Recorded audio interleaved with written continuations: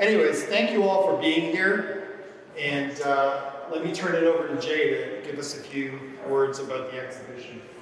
Hey, thanks for being here. COVID and all, I guess it's just wonderful, I guess, getting back out and socializing, so to speak.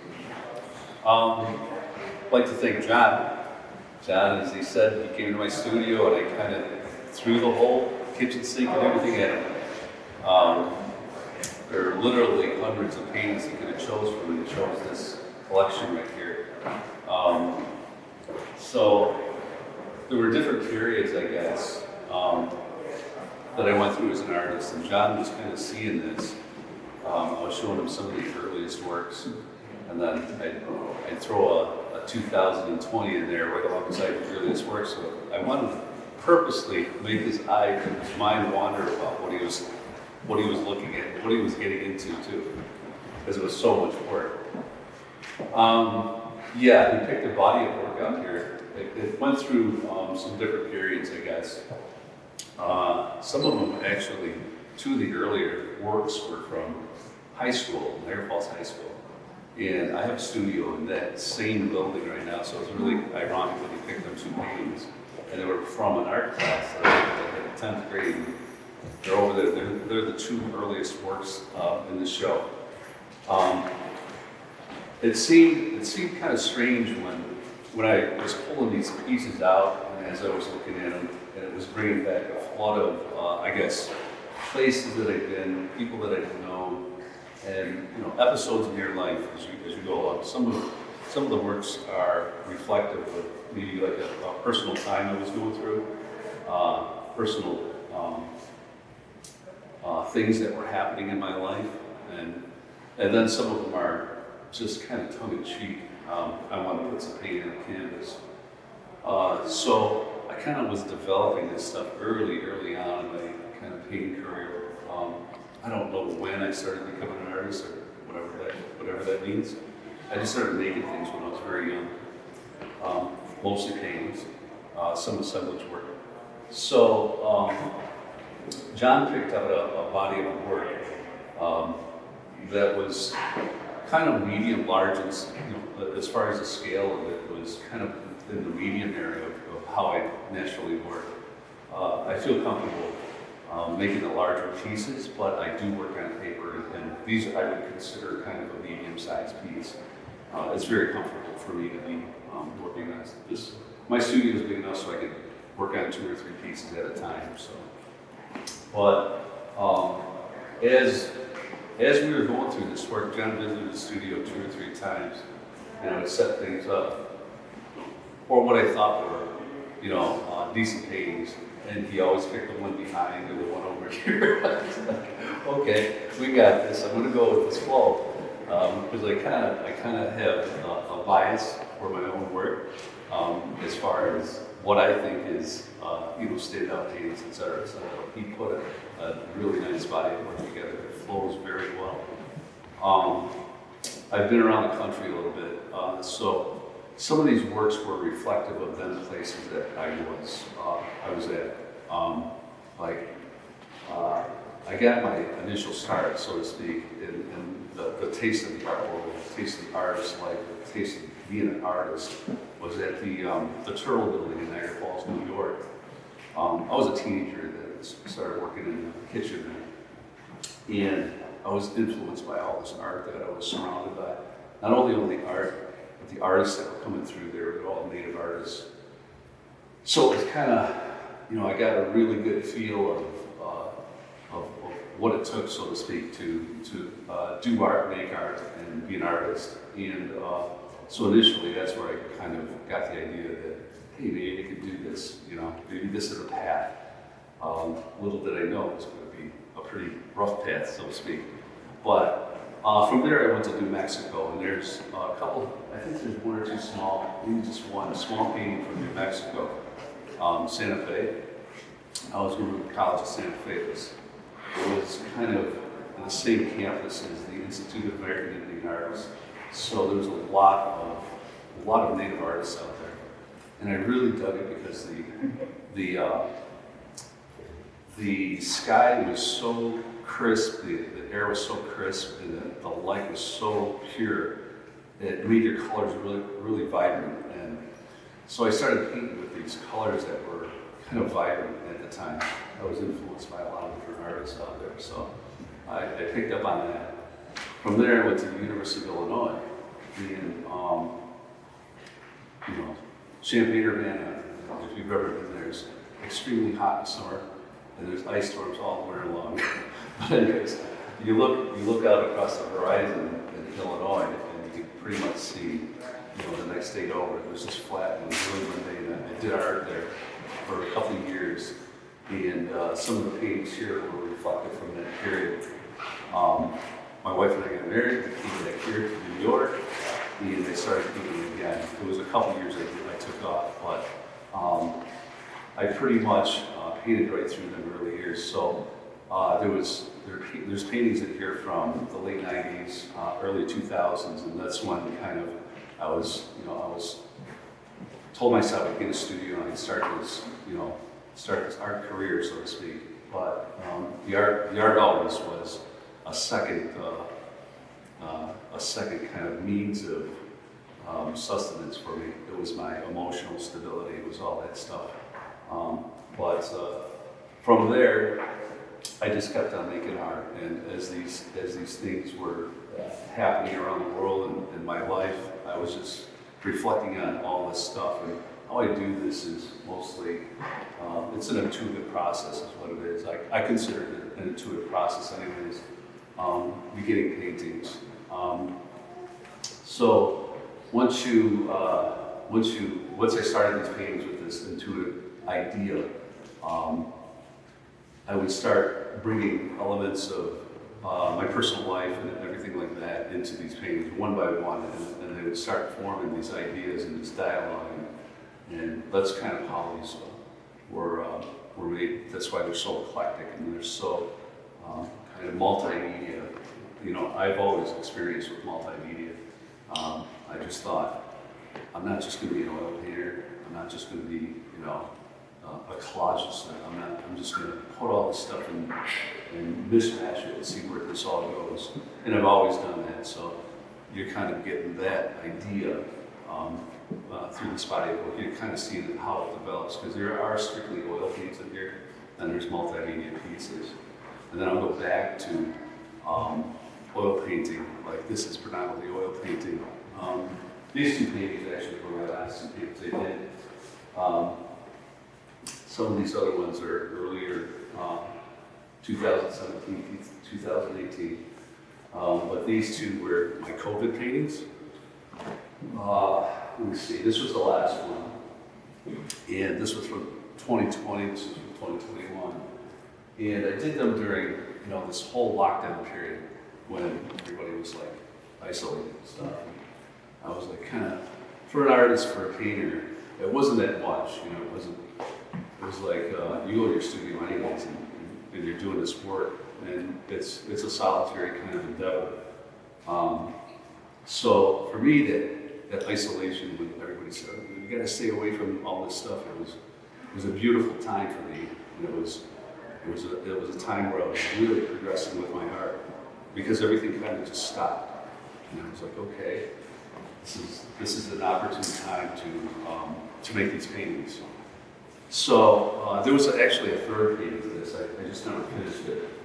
It was with this painting right here. But this was from 2020. The thought on the painting was that because of the isolation, I didn't think it affected me. But about 6 months into it, going to my studio and not seeing too many people around, I was like, wow, this is like a Twilight Zone episode or something like that.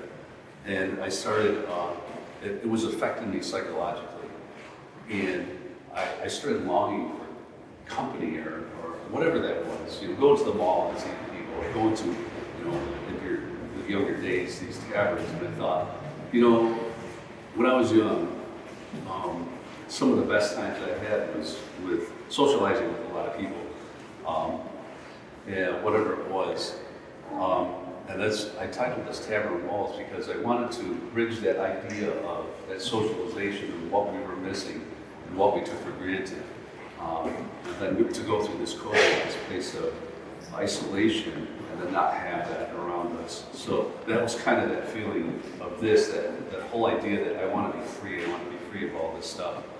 And then this was the last piece. Then it was like, okay, COVID's ending, we got all these inoculations going on, we got all this stuff happening. And I thought people, it's called Tavern Walls Moon Dancing. And it was kind of symbolic of that idea that it's a celebration, so to speak, of kind of the whole world, in fact, coming out of this place of, I don't think anybody ever experienced what we went through here in the last year and a half. But I kind of wanted to document that and to actually feel that, to put it in a painting. And that's why I did these two paintings through this period of COVID. I've always done that through my life.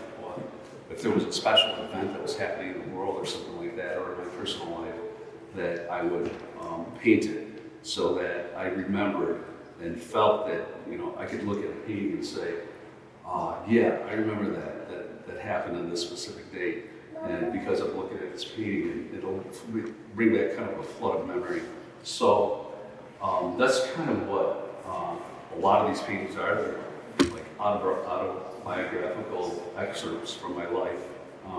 But yeah, there's some of these paintings here too are just flippant remarks. I do that to humor myself, can't help it.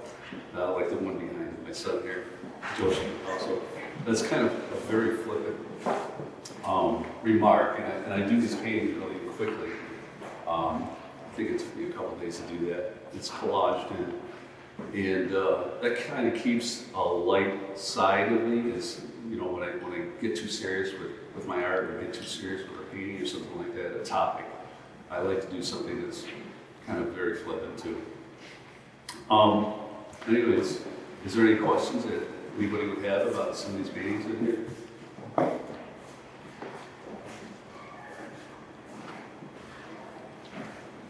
Well, Jay's not going anywhere, so you can still ask him. Yeah, I'll be here all day. Jay, how do you get your use of soil, the dirt, and the stone? Oh yeah, that's zebra mussels from the gorge. Yeah, there's a place in the Niagara Gorge. We call it the beach. There's a lot of fishermen that go down there. I'm a fisherman also, so I infrequently bring up whatever there might be laying on the side of the gorge, whether it be zebra mussels, it could be string, it could be lures, it could be anything, brushwood, driftwood, stuff that washed up on the shore. And I'll throw it in the net and bring it up.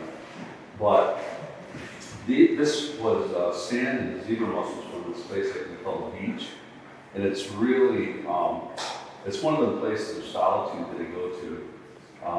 That is kind of centers me. And fishing does that also. So I just wanted that idea of that kind of solitude, but I wanted a piece of that place to go into the actual feeling of the painting. And this was appeared with, I believe it's acrylic epoxy.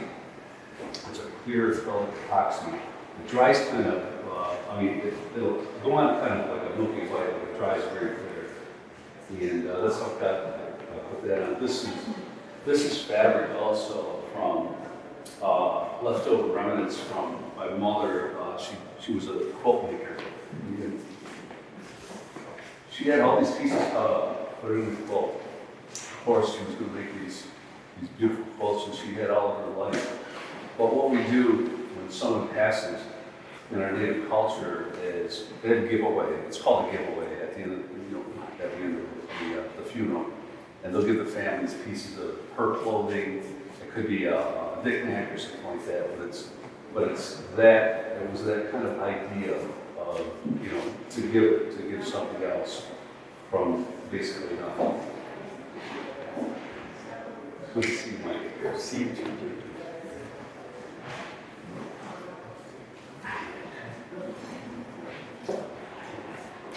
Oh, is this really great about it? He's got to go to sleep now. Any other questions? Yeah. So, the wolf there, is that because of the clan you belong to, or is there more to that iconography? Well, yeah, it is. It's the clan I come from, the Onondage Nation Wolf Clan. And there's various clans inside the Six Nations nations. I'm part of that Wolf Clan, and I use them for as a source of identity where I belong, and use it in different paintings as a signifier for what's taking place in the painting itself. It's almost like a watcher, seer, protector, kind of like that. But that piece in particular you're talking about, that was about the children that are being that were killed in the residence schools. If you look closer, within the sky is a figure of a woman holding a baby, and the wolf itself is kind of a protector or seer of that woman and the baby. And the stars represent all the children, all the missing children in the residence schools in Native America.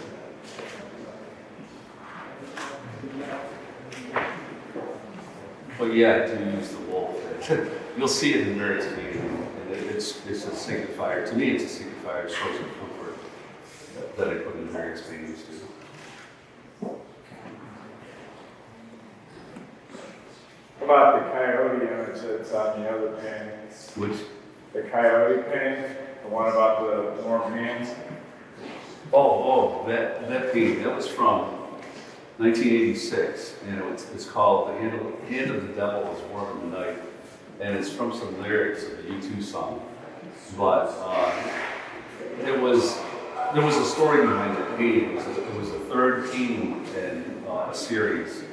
The first two paintings I sold out in New Mexico, and it was very stylized, kind of southwestern native headdress, profile, the whole shot, And that was the third. So I sold these two paintings at Elder Hostel one night, and I made like $700.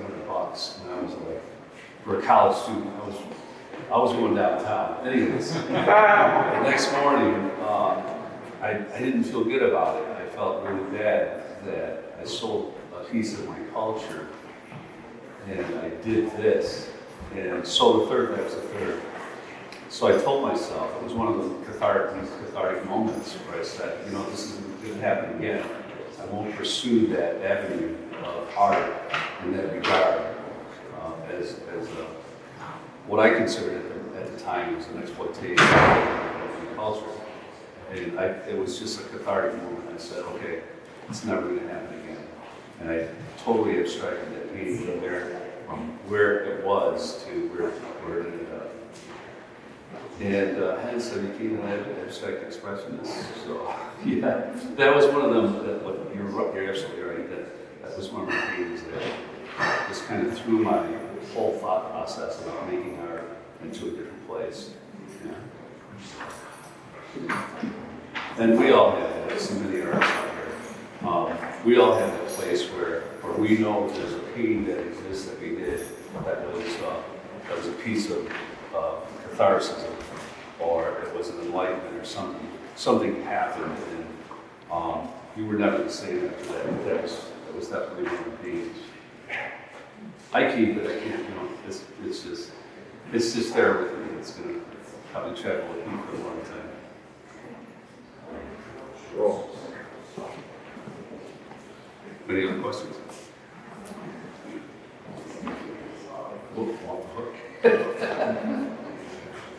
Actually, John, just one last thing. Free to Roam was this idea that John and I were talking about, naming the title of the show. And I was telling him, where I stood with contemporary art / Western culture / Native American culture.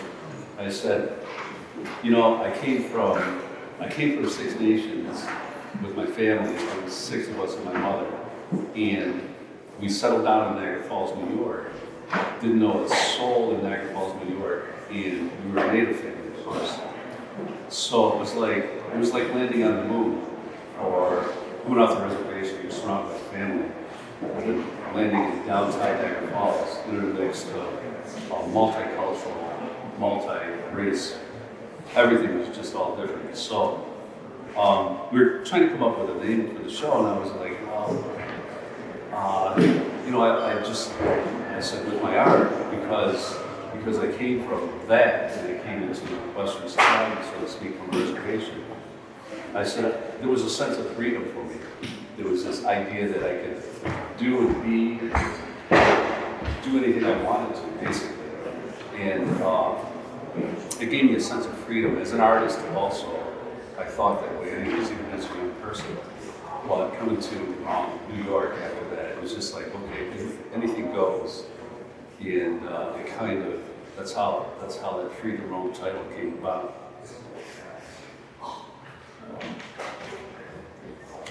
Yeah, that was John actually. That was good. Carl? Thank you.